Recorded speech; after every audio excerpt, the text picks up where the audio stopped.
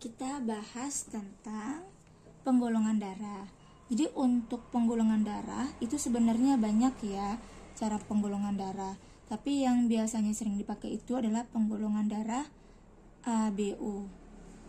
Penggolongan darah ABO ini teridentifikasi dari sisi membran terluar yang ada pada eritrosit. Jadi eritrosit itu dapat membantu kita untuk menentukan golongan darah kita itu A, B, AB atau O. Jadi di sini ada sisi luarnya ini ada sejenis protein yang mana kita bisa menentukan golongan darah kita itu apa. Sebelum kita masuk ke golongan darah, kita akan lihat seberapa pentingnya eritrosit ini. Jadi eritrosit ini berfungsi untuk mengangkut oksigen dan juga CO2. Oksigen dan CO2 ini diangkut oleh eritrosit dengan bantuan senyawa yang disebut dengan hemoglobin. Hemoglobin ini ada di dalam eritrosit. Jadi fungsinya adalah membantu mengikat oksigen dan juga karbon dioksida. Karena fungsinya ini yang sangat penting, makanya eritrosit dewasa ini ketika dia dewasa dia tidak memiliki nukleus ataupun organel sel yang lainnya. Hal ini berguna untuk supaya eritrosit itu bisa menampung banyak oksigen dan karbon dioksida. Sehingga hemoglobinnya banyak di dalam, tidak terhambat oleh si organel ataupun nukleus. Kalau misalnya kita tidak bisa membawa oksigen ataupun karbon dioksida, segala fungsi tubuh yang ada itu akan terganggu. Karena oksigen ini merupakan unsur terpenting untuk metabolisme tubuh. CO2 merupakan senyawa buangan yang bersifat racun yang apabila disimpan di dalam tubuh itu akan membahayakan tubuh. Makanya harus diangkut, dikeluarkan lewat paru-paru. Oke.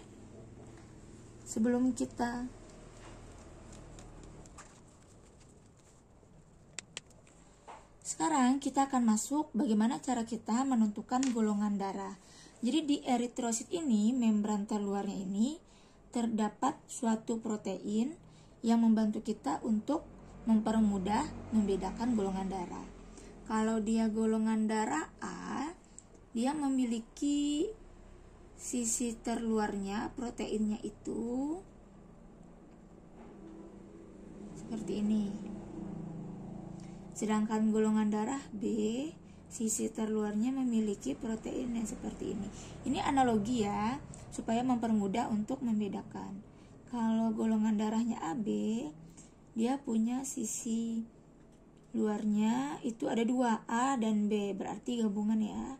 Ada bentuknya seperti ini, ada yang kayak gini.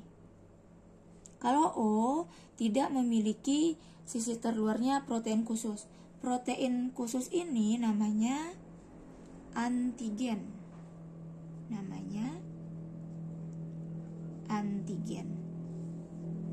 Jadi antigen ini berfungsi untuk membantu kita membedakan golongan darah A, B, AB, dan O.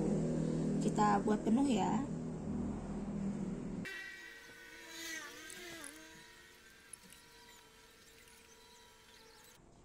Oke, sekarang sudah terlihat perbedaannya ya.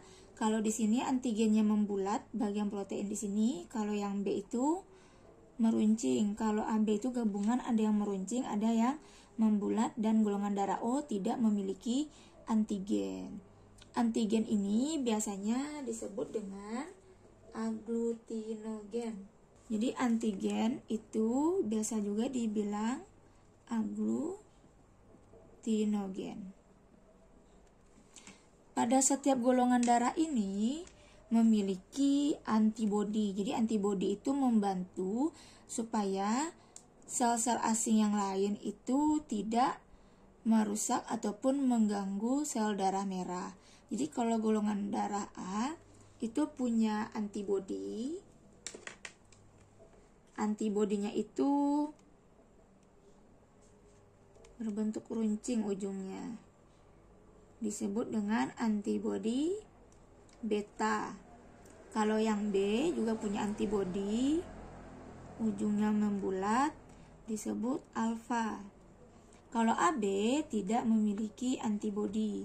Kalau golongan darah O punya 2 antibodi, alfa dan beta. Jadi kalau misalnya kamu golongan darah A, kamu punya antibodi beta. Kalau golongan darah B punya antibodi alfa. Kalau AB tidak punya, kalau O punya keduanya, alfa dan beta. Oke, kalau sudah paham sampai di sini, kita akan melihat bagaimana caranya transfusi darah. Kalau misalnya kita mentransfusikan darah A ke B, apakah boleh? Ataupun dari golongan darah O ke AB, apakah bisa? Apakah boleh? Apa dampaknya kalau kita memberikan transfusi darah yang tidak cocok? Ini adalah ilustrasi untuk memperlihatkan apakah kita bisa mentransfusikan darah A ke B. Jadi resipien merupakan pasien, jadi seseorang yang membutuhkan donor darah. Misalnya dia terjadi kecelakaan atau sakit sehingga membutuhkan darah, namanya resipien.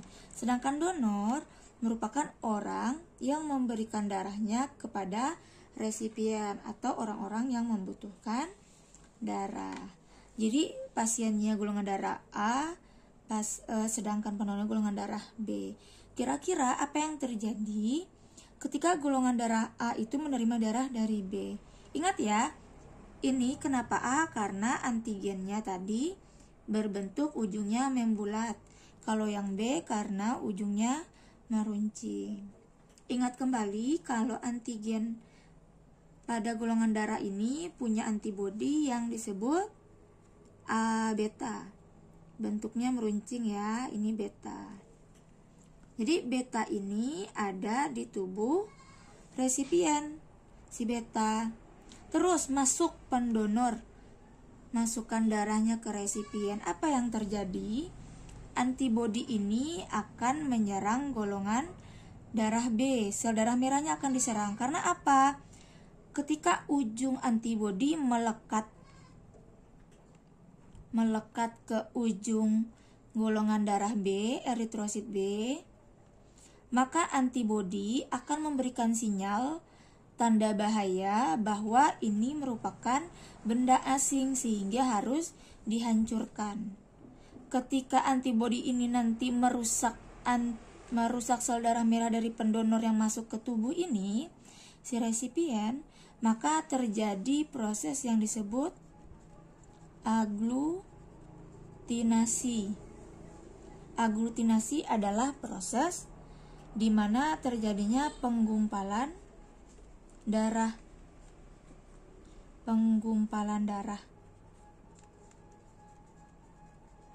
Ketika penggumpalan darah ini terjadi di tubuh resipien, maka darah itu tidak bisa diedarkan ke seluruh tubuh. Umpamanya gini, misalnya kamu punya pipa, pipanya kamu hidupkan air, kamu masukkan air, alirkan air, terus kamu sumbat dengan banyak tisu di salah satu pipanya.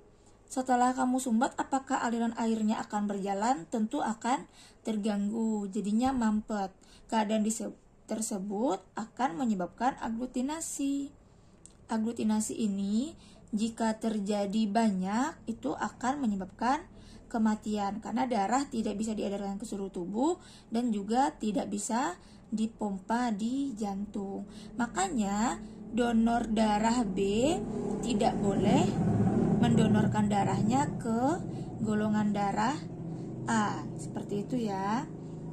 Karena tadi apa jawabannya? Nanti aglutinin atau antibodi pada resipien menyerang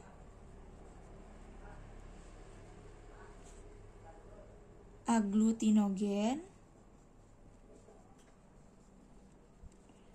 dari donor. Ingat ya, aglutinogen itu antigen ini ya. Jadi karena ininya menyatu, terkoneksi, maka antigen memberikan sinyal bahwa golongan darah B merupakan bahaya. Maka terjadilah aglutinasi. Oke, seperti itu ya. Kita kasih contoh satu lagi untuk memantapkan dari transfusi darah yang ada pada tubuh manusia. Sekarang kita cek untuk resipien yang golongan darahnya AB dengan donornya yang golongan darah O. Sama seperti tadi, kita tahu ini golongan darah AB karena antigennya ada mewakili A sama mewakili B, makanya golongan darahnya AB. Ini kenapa golongan darah O? Karena di sisi luarnya tidak terdapat protein antigen atau aglutinogen. Kita lihat dari resipien. Resipien itu tidak memiliki antibodi sehingga tidak ada yang menyerang eritrosit dari pendonor O. Jadi kita donorkan darah O ke dalam tubuh resipien. Ternyata di tubuh resipien tidak punya antibodi alfa atau beta yang akan menyerang golongan darah O atau eritrosit O. Sehingga apa? Tidak terjadi aglutinasi. Jadi kesimpulannya O bisa transfusikan darah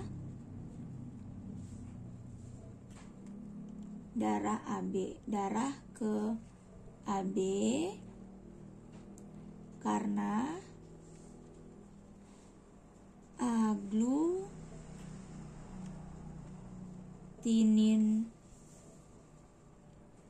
AB tidak ada sehingga tidak menyerang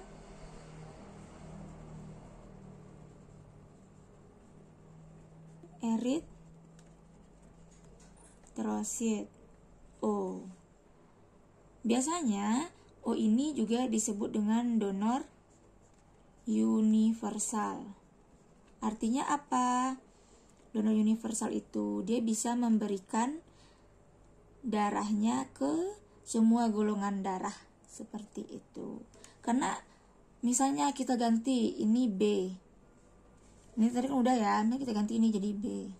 Ini kita hilangkan. Ini B. Berarti punya aglutinin kan? Aglutininnya antibodinya apa? Alfa kan? Bentuknya seperti ini. Bentuk antibodinya.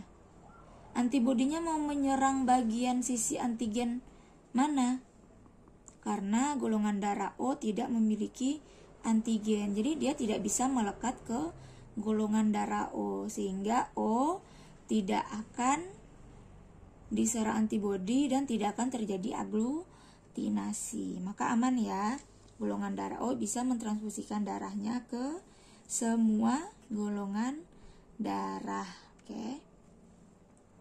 Kemudian tentang transfusi darah dari ABO, untuk memperkuat pemahaman, silahkan dicoba untuk membuktikan apakah golongan darah resipien dapat menerima darah dari donor. Kita contohkan satu, golongan darahnya itu adalah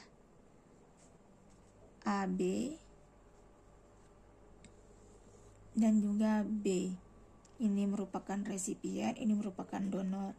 Buktikan apakah donor darah B dapat mentransfusikan darahnya ke golongan darah AB. Apakah terjadi aglutinasi atau tidak?